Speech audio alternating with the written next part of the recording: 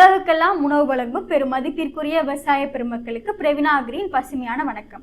இன்னைக்கு உங்களுக்காக என்ன தகவல் கொண்டு வந்திருக்கேன்னு பார்த்தீங்க அப்படின்னா, நம்ம ப்ராடக்டான ஃபெர்டிலிட்டியை பற்றி தான் பார்க்க போகிறோம். இதில் உரங்களுக்காகவே 6 வகையான நுண்ணீர்கள் உங்களுக்கு 7 வகையான சத்துக்களை கொடுக்கும்.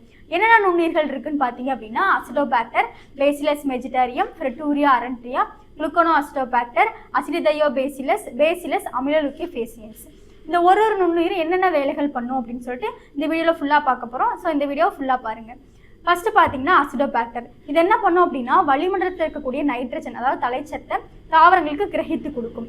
அடுத்து பார்த்தீங்க அப்படின்னா பேசிலஸ் மெஜிட்டாரியம். இது என்ன பண்ணும் அப்படின்னா, பாஸ்பரஸ் சத்தை தாவரங்களுக்கு கரைச்சி கொடுக்கும். அது மட்டும் இல்லாமல் அதிக வெப்பநிலையை தாங்கி வளரக்கூடிய தன்மையையும் நோய் எதிர்ப்பு தன்மையையும் தாவரங்களுக்கு அளிக்கும். அடுத்து பார்த்தீங்கன்னா ஃப்ரெட்டூரியா அரண்ட்ரியா. இது என்ன பண்ணும் அப்படின்னா, பொட்டாஸ் சத்தை தாவரங்களுக்கு எடுத்து கொடுக்கும்.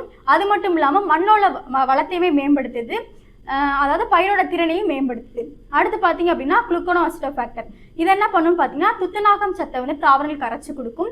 அது மட்டும் இல்லாமல் வறட்சி காலத்தில் தாவரங்களுக்கு ஏற்படுத்தக்கூடிய பாதிப்புல இருந்து தாவரங்களை மேம்படுத்தும். அடுத்து பார்த்தீங்க அப்படின்னா பேசிலஸ் அமிலோலுக்கிஃபேசியன்ஸ்.